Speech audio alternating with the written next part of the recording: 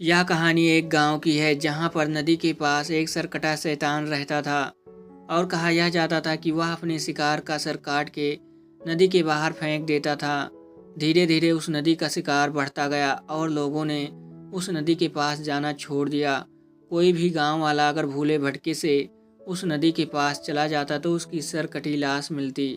यहाँ तक कि अगर गांव से कोई गायब भी हो जाता तो सबको ऐसा ही लगता कि जरूर उस सरकटे शैतान ने उसे उठा लिया है। और फिर एक दिन नागा नाम की एक लड़की गायब हो जाती है और नागा की मौसी मून को यह यकीन नहीं हो रहा था कि नागा मर चुकी है। नागा की चप्पल नदी के पास मिलती है लेकिन अभी तक उसकी लाश मिली नहीं है। मून सबसे मदद मांगने की कोशिश करती है लेकिन पूरे गांव में यह हल्ला हो जाता है कि नदी का शैतान उसे ले जा चुका है। कोई भी मून की मदद नहीं करता, यहाँ तक कि गांव का मुखिया भी नहीं। और तब मून शहर से बुलाती है डिटेक्टिव कीन को, जो कि इस कहानी का लीड एक्टर है। कई दिनों के बाद फाइनली डिटेक्टिव कीन इस गांव में पहुंच जाता है। इस गांव में आने के बाद उसे भी पता चल जाता है कि यह गांव डर के साए में जी रहा है, लेकिन उसे तो सबसे पहले मून से मिलना था।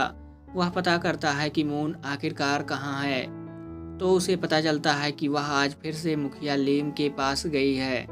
कीन भी वहीं जाता है और वह यह देखता है कि मुखिया मून से मिलने के लिए मना कर रहा है, यहाँ तक कि उसके सिपाही मून के साथ बदतमीजी कर रहे हैं।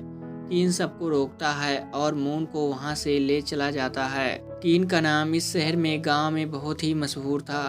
कहा यह जाता है कि कीन किसी भी केस को सॉल्व कर सकता है। मून भी कीन को देख के बहुत खुश है कि चलो अब फाइनली उसकी नागा मिल जाएगी।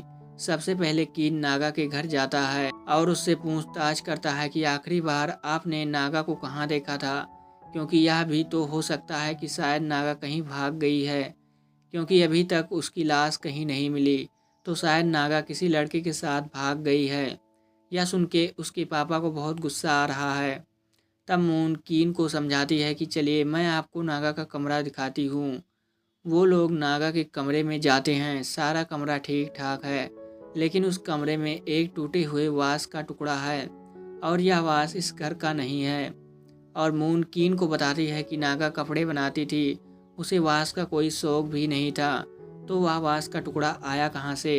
खैर यह तो बाद में पता चलेगा। कीन मून से पूछता है कि कुछ दिनों में कुछ अजीब हुआ है क्या। तब मून याद करके बताती है कि कुछ दिन पहले ही इस घर में एक चोर घुसा था और वह चोरी करने की कोशिश कर रहा था। तब नागा ने उसके ऊपर हमला कर दिया था और उसके हाथ में चोट लगी।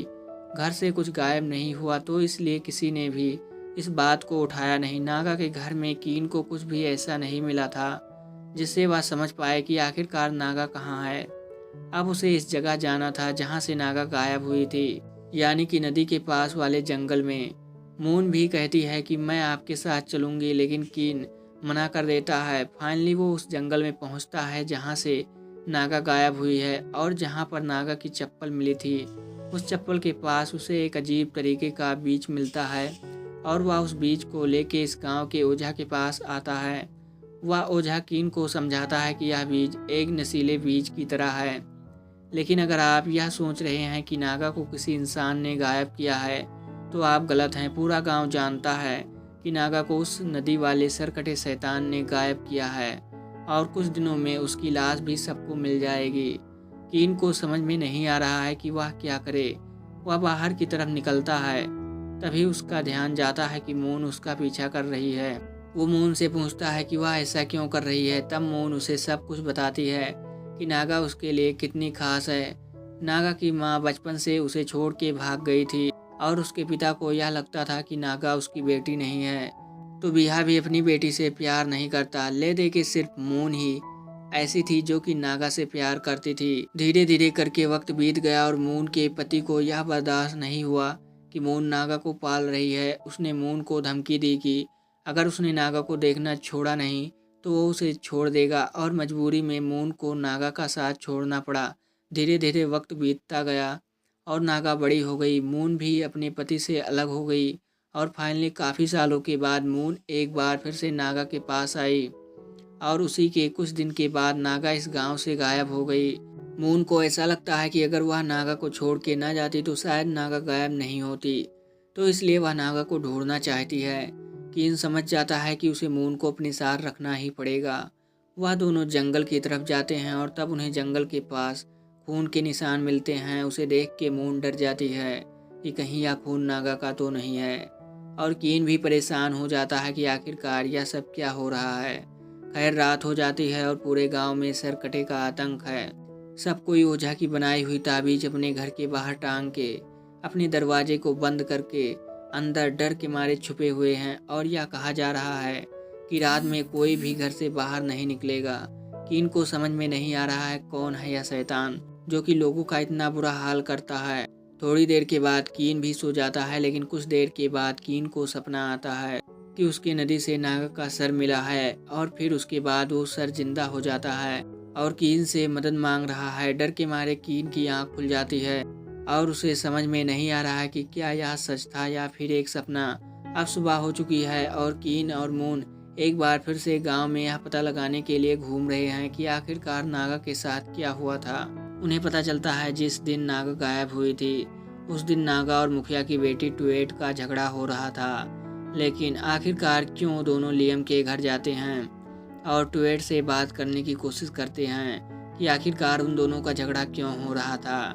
टुएट उन्हें बताती है कि उसने नागा को जिस कलर का कपड़ा बनाने को कहा था उसने उस कलर का कपड़ा नहीं बनाया था। टुएट ने उस कपड़े को लेने से मना कर दिया, और तब नागा ने उससे कहा था कि अगर वह पैसे नहीं देगी तो टुएट के मंगेतर थेक से जाकर पैसे लेगी।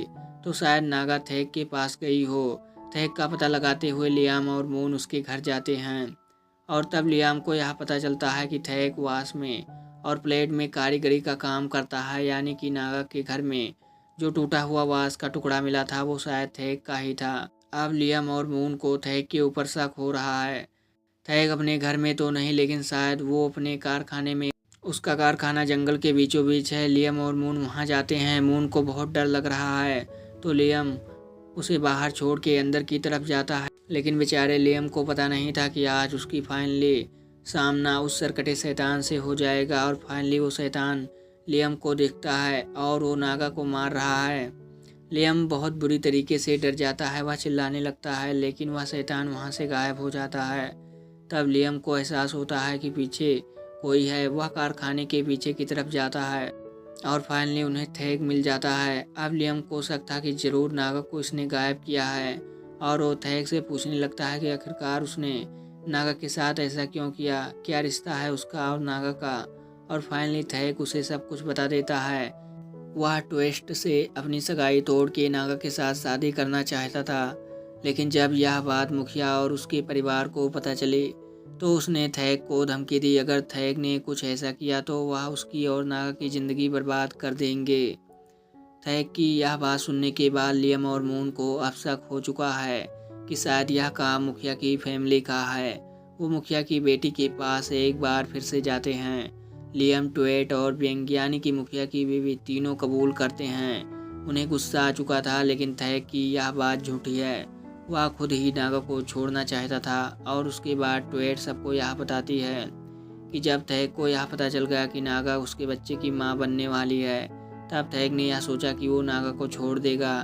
यह खुलासा बहुत बड़ा था कि थेक को यह पता था कि नागा उसके बच्चे की माँ बनने वाली है, तो शायद उसी ने नागा को रास्ते से हटाने के लिए नागा को गायब कर दिया। अब शक की सुई सबके ऊपर घूम चुकी है, लेकिन अभी तक किसी के खिलाफ सबूत नहीं है। लियाम को शक है मुखिया के ऊपर, उसकी बीवी बेंग के ऊपर, उसकी बेटी टुएट के ऊपर और थेक के ऊपर, लेकिन कैसे साबित करे इन चारों ने कुछ किया है। तब लियाम के दिमाग में एक आइडिया आता है कि नागा के गायब होने से कुछ दिन पहले चोर ने नागा के घर पर हमला किया, लेकिन वह कुछ उठा के लेकर नहीं गया। तो शायद यह भी हो सकता है कि थेक ने उस चोर को नागा के घर भेजा होगा ताकि वह उसका वास उठा ले आए, और कल नागा यह साबित नहीं कर पाए कि थेक और उसके बीच कोई रिश्ता है। या फिर वह हो सकता है शायद मुखिया की फैमिली ने उस चोर को भेजा हो ताकि वो नागा को मार दे। इससे पहले वो नागा को मार पाता, नागा ने उसके ऊपर हमला कर दिया। कौन कसूर है यह पता सिर्फ एक ही तरीके से लग सकता है, अगर यह पता चल जाए कि वह चोर कौन है। अब लियाम और मून यह फैसला करते हैं कि वह पता करेंगे कि वह चोर है कौन। लियाम मून को बताता है कि हमें गांव वालों के हाथ को चेक करना पड़ेगा। नागा ने उस चोर के हाथ में हमला किया था, तो जो भी चोर होगा उसके हाथ में निशान होगा। फाइनली वो लोग पता कर लेते हैं कि चोर कौन है। डोंग कई बार पहले भी गांव में चोरी कर चुका था और इसलिए मुखिया ने उसे गांव से बाहर रहने के लिए कहा था। डोंग यह कबूल करता है कि उसी ने चोरी की है और उसके घर से नागा का कंगन भी मिलता है। अब लियम उसे पूछता है कि उसे किसने भेजा था, लेकिन टोंग यह मानने से इनकार कर रहा है कि किसी ने उसे भेजा था। वो बताता है कि उसे पैसों की ज़रूरत थी, इसलिए उसने ऐसा किया। अब उसे समझ में नहीं आ रहा है कि वह क्या करे, लेकिन तब टोंग उन्हें बताता है कि आप लोगों को पता है, जिस रात मैं नागा के घर से भाग रहा था तब मैंने मुखिया की बीवी और नागा के पिता बिहा को एक साथ देखा। दोनों का कई सालों से अफेयर चल रहा है और नागा को यह बात उसी रात पता चल गई थी। अब शक की सुई एक बार फिर से बिहा के ऊपर घूम जाती है। बिहा उन लोगों को बताता है कि उस रात बिंग उससे मिलने आई थी, लेकिन उसे धमकी देने यह बताने के लिए उसकी बेटी नागा को मार देगी अगर नागा थैक से दूर नहीं रहती। यह बात जानने के बाद लियाम और मून गांव में एक बार फिर से पता करते हैं और उन्हें पता चलता है कि ट्वेट ने नागा को आखिरी बार जंगल में मिलने के लिए बुलाया था और उसी के बाद से नागा इस गांव से गायब है। अब शायद उन्हें गुनहगार मिल चुका था। वो ट्वेट के पास जाते हैं, उससे पूछते हैं और फाइनली ट्वेट यह कबूल कर लेती है कि वो और नागा जंगल में मिले थे। दोनों में काफ़ी बहस हुई, धक्का मुक्की हुई और नागा का सर पत्थर से टकरा गया। उसे लगा कि नागा मर गई है और वह वहाँ से भाग गई, लेकिन उसे यह नहीं पता था कि नागा की बॉडी आखिरकार कहाँ है। अब लियम को मून को सबको गुनहगार मिल चुका था। लियम शहर खबर भिजवा देता है और सिपाही ट्वेट को आके ले जाते हैं। मून काफ़ी रो रही है, किसी को समझ में नहीं आ रहा है आखिरकार नागा की बॉडी कहाँ गई, लेकिन लियम ने अपना काम कर दिया था।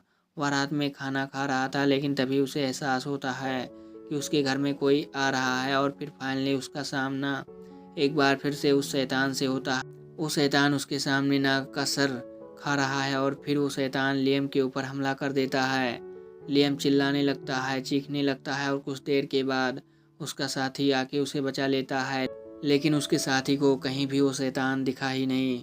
तो कहा गया शैतान, और वह शैतान आखिरकार लियम के पीछे पड़ा क्यों है।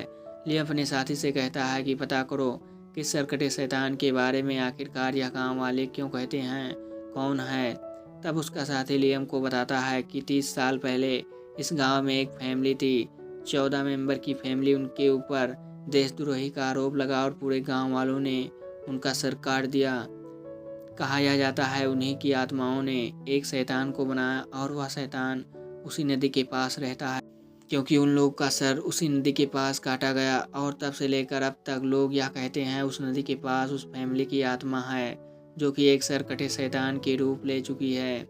कई सालों तक उसने किसी इंसान को नहीं मारा, लेकिन आज से 510 साल पहले उस सरकटे का आतंक शुरू हो चुका है। लियम को समझ में नहीं आ रहा कि क्या सच में ऐसा होता है, लेकिन उसे भरोसा करना ही पड़ेगा, क्योंकि उसने भी कई बार उस सरकटे शैतान को देखा है। एक तरफ लियम को समझ में नहीं आ रहा था कि क्या किया जाए, और वहीं दूसरी तरफ मुखिया के घर में ब्यूंग काफ़ी परेशान है। वह अपने पति से मदद मांगती है, लेकिन मुखिया मना कर देता है। लियम को समझ में नहीं आ रहा था कि वह क्या करे। तभी उसकी खास नौकरानी उसके पास आती है और वह उससे बताती है कि आपने जिसे नाग को मारने का काम सौंपा था, उसने अभी तक नाग को मारा नहीं है। और यहाँ से आता है कहानी में ट्विस्ट, क्योंकि बीएम ने ही नाग को मारने का प्लान बनाया था। नौकरानी बीएम को कहती है उस कातिल को यह कहा कि अगर उसे पैसे मिल जाएं तो वह नाग का सर काट के नदी में बहा देगा और सबको ऐसा लगेगा कि शायद यह काम उस शैतान का है। बीएम को भी ऐसा लगता है कि अगर वो कातिल यह कर देता है तो उसकी बेटी से खून का इल्ज़ाम हट जाएगा। वो उस नौकरानी को पैसे देती है और फाइनली वो नौकरानी उस कातिल से मिलती है, जो कि और कोई नहीं बल्कि टोंग ही था।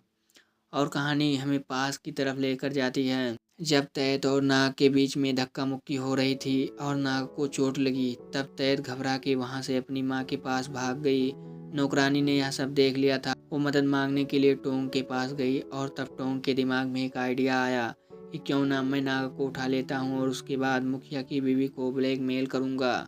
मुझे पैसे मिलते रहेंगे और मैं ज़िंदगी भर खुश रहूँगा। और इसमें टोंग का साथ देती है वो नौकरानी, लेकिन अब फाइनली उसे पैसे मिल चुके थे। तो वह क्या करेगा। अगली सुबह नदी के पास फिर से एक सरकटी लाश मिलती है और सबको यह लगता है यह नागा की लाश है। मून टूट जाती है, उसे समझ में नहीं आ रहा है कि वह क्या करे। लियम भी उस लाश को बहुत गौर से देख रहा है। वो मून को समझाता है कि यह नागा की लाश नहीं है जिसने भी इसे मारा है। उसने आज सुबह ही इस लाश को नदी में डाला है और यह काम किसी शैतान का नहीं बल्कि इंसान का है, क्योंकि अगर सरकटे को नागा को मारना होता तो उसका शरीर जब वो गायब हुई थी उसके अगले दिन ही मिल जाता। तब मून भी ध्यान से उस शरीर को देखती है और उसे यह बात याद आती है कि नागा का कंगन नागा हर वक्त पहनती थी, लेकिन जब से वह गायब हुई है तो उसका कंगन डोंग के घर मिला है। ऐसा कैसे हो सकता है। नागा तो यह कंगन कभी नहीं उतारती थी। अब उन दोनों को टोंग के ऊपर शक हो रहा है। वो दोनों टोंग का पीछा करते हैं। टोंग एक बार फिर से नौकरानी के हाथों बियोंग को ब्लैकमेल कर रहा है, यह बता के कि नागा अभी तक जिंदा है और अगर उसने पैसे नहीं दिए तो नागा को सबके सामने लेकर आएगा। बियंग भी इन सारी बातों से तंग आ चुकी थी। वो फैसला करती है कि टोंग को मार देगी। बियोंग, नौकरानी और टोंग तीनों मिलते हैं। तीनों आपस में झगड़ रहे थे। टोंग को समझ में आ जाता है कि नौकरानी ने उसे धोखा दिया है। वो नौकरानी को मार देता है, लेकिन बियंग उसे समझाती है उसके पास अभी भी वक्त है, वो नागा को बियंग को दे दे।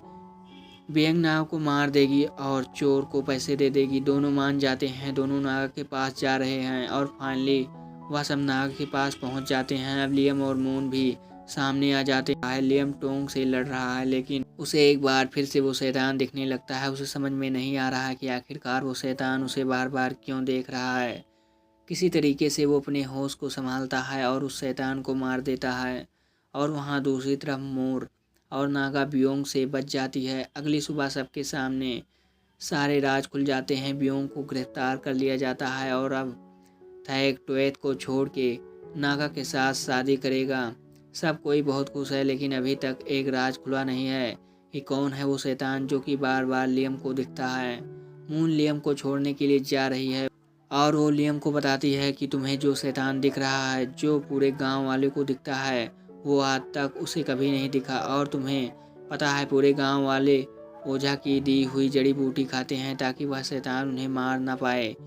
मुझे भी तुम्हारी चिंता थी, इसलिए हर रात मैं तुम्हारे लिए खाने में वो जड़ी बूटी मिला कर देती थी, लेकिन आज तक मैंने कभी वो बूटी खाई ही नहीं और आज तक वो शैतान मुझे कभी नहीं दिखा। यह सुन के लियम समझ जाता है कि यह सब ओझा का किया हुआ है। वो उस बूटी की जांच करता है और पता करता है वो बूटी खाने के बाद लोगों को तरह तरह के वहम दिखते हैं, शैतान दिखते हैं। लेकिन ओझा ने यह सब क्यों किया, लियम पता करता है और तब उसके सामने एक बहुत बड़ा राज आता है। याद है ना वो फैमिली 14 मेंबर, लेकिन उस फैमिली में 14 नहीं 15 मेंबर थे। उस दिन एक बच्चा बच गया था और उसने अपने सामने अपनी पूरी फैमिली को मरते हुए देखा था, उनका सर कटते हुए देखा। और तब उस बच्चे ने यह कसम खाई कि वह इस गांव से बदला लेगा। वह उस दिन तो गांव से चला गया, लेकिन कई सालों के बाद ओझा बन के इस गांव में लौट के आया और उसके बाद अपनी बूटी की मदद से सबको यकीन दिला दिया कि इस गांव में शैतान है। और फिर उसने अपने दुश्मनों के सर काटने शुरू किए। सबको यह लगता है यह काम नदी का शैतान कर रहा है, लेकिन किसी को यह पता नहीं था कि यह सब ओझा का किया हुआ है। लियम और सब कई ओझा के पास जाते हैं, लेकिन अब ओझा यहाँ से भाग चुका है और लियम उसे ढूंढते हुए बाहर की तरफ जा रहा है। यहाँ पर होती है यह कहानी खत्म।